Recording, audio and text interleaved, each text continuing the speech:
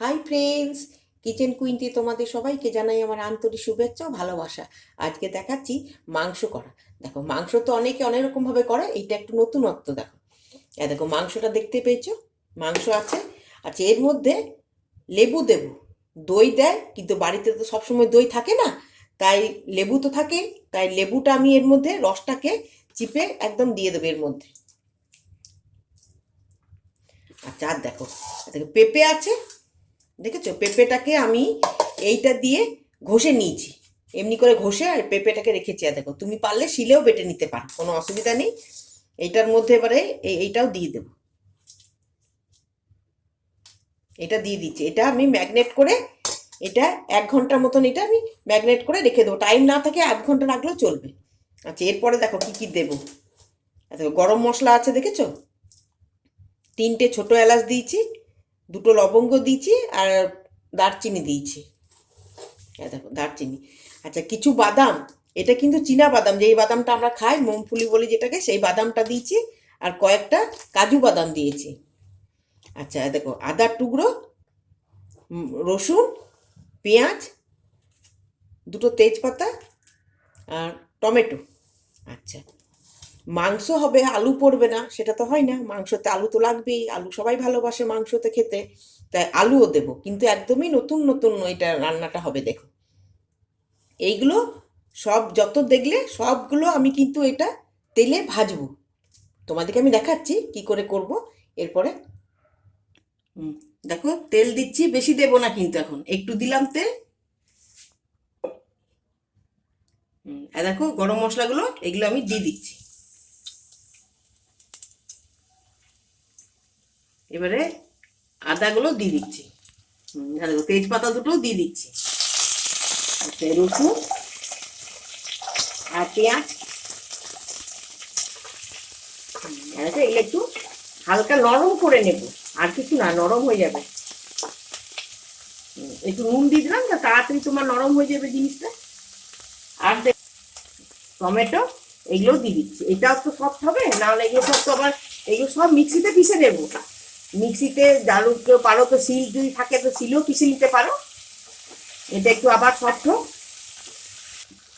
নরম হয়ে গেছে। এবারে এই যে বাদামগুলো আছে, বাদামগুলো দিয়ে দিচ্ছি। শুকনো লঙ্কা যদি গোটা থাকে তো এই সময় তুমি দিয়ে দেবে ভাজার জন্য। আর আমার কাছে শুকনো লঙ্কা নেই, আমার গাছটা আছে, ওই জন্য আমি এই লঙ্কা গুঁড়োটা দিলাম, তাহলে ভাজা হয়ে যাবে।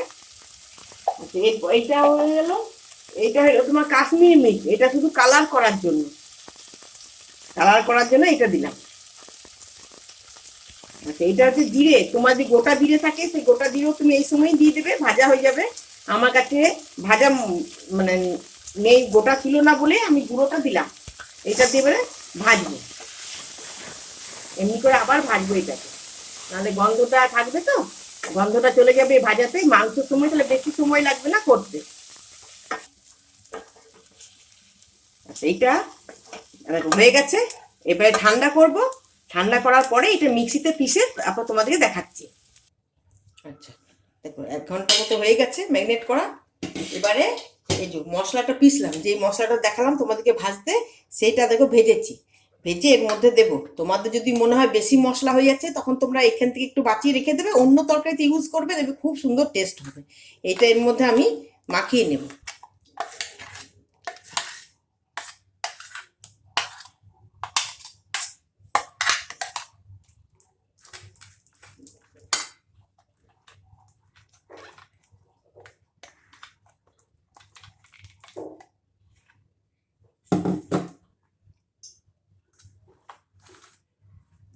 এইটা এবারে এই মশলাটা এর মধ্যে আমি মাখিয়ে নিচ্ছি। আর দেখো হলুদ দিচ্ছি একটুখানি, একটু নুন দেব, আলুটা একটু ভাজতে হবে তো, মাংসের আলু কাঁচাটা ভালো লাগবে না, নুনটা একটু কমই দিলাম।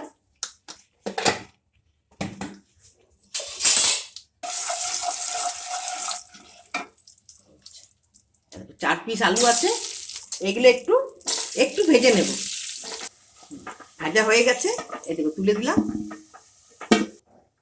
মাংসগুলো এবার দিয়ে দেবো এর মধ্যে, এমনি করে সব মাংসটাই দিয়ে দেবো। দিয়ে দিয়েছি। মশলাটা বেঁচে আছে, এর মধ্যে আমি জল দিয়ে পরে যখন দেবো তখন তোমাদেরকে দেখিয়ে দেবো। এইটা ফুল আছে, তোমাকে একদম এটা চাপা দিয়ে একটু ভাজতে হবে। একটু ফুলে দেওয়া আছে একদম গ্যাস, একেবারে নিচে। আর আলু দেবো, এই যে আলুগুলো দিয়ে দিচ্ছি। আর একটু গোলমরিচ, কিন্তু আমি গুঁড়ো করিনি, দেখো থেতো করেছি। এবার একটু নাড়াচাড়া করবো এটা। হলুদ আর নুন দেবো, কারণ তখন হলুদ তো দিইনি, আলু ভাজার সময় তেলটা একটু হলুদ দিছিলাম যাতে আলুগুলো হলুদ থাকে। নুনও বেশি দিইনি, নুন মশলাটা যখন পেঁয়াজ রসুনটা ভাজছিলাম তখন একটু নরম হওয়ার জন্য নুন দিচ্ছি। নুন তো একটু লাগবে, নুন দেবে এবার। নুন যে যেমন খাও তেমনি দেবে, অনেকে কম খায় অনেকে বেশি খায়, যে যেমন খায় সেইভাবে দেবে। কম হলে কম দেওয়াটাই ভালো, কম হলে নিজের মতো করে আবার দিতে পারবে।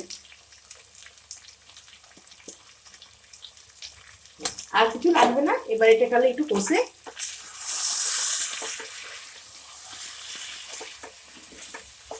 এইভাবে একটু কষবো। এবারে আঁচটাকে সিমে করে দেবো, সিমে করে ঢাকা দিয়ে দেবে, মিনিট 10 থাক সিমে। দেখো ঢাকাটা খুললাম,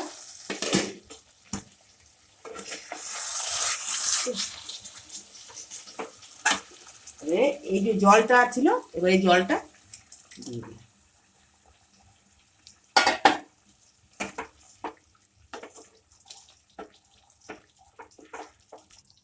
এটা হোক, এটা একদম সিমে দিয়ে দিয়েছি, কেন সব তো সেদ্ধ করাই আছে, ভাজা আছে, কোনো কাঁচা গন্ধ নেই, খালি একটু মাংসটা ভেতরে ঢুকে যায় ভালো করে।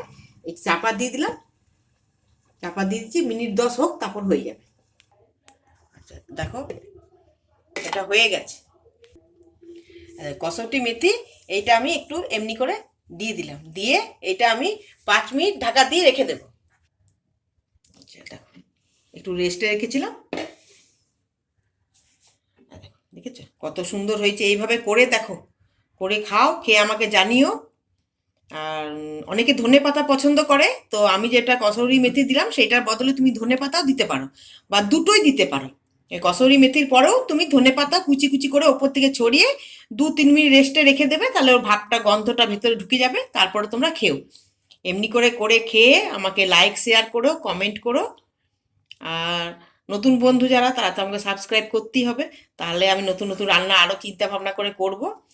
আর বাদাম তোমরা চীনা বাদামটাই দেবে, কোনো মানে নেই যে তোমাকে কাজু বাদামই দিতে হবে, সবসময় সবার বাড়িতে থাকে না সব বাদাম। তাই তোমার যেটা আছে বাড়িতে সেটা দিয়েই করবে। মশলাটা ভেজে আমরা করি। আর এইখানে তোমার কি হলো, পেঁয়াজ রসুনটা প্রথমে ভেজে নিয়ে তারপর করলাম, কিন্তু খেতে এইটা বেশি টেস্ট হয়। একবার করে খাও, খেয়ে জানিও।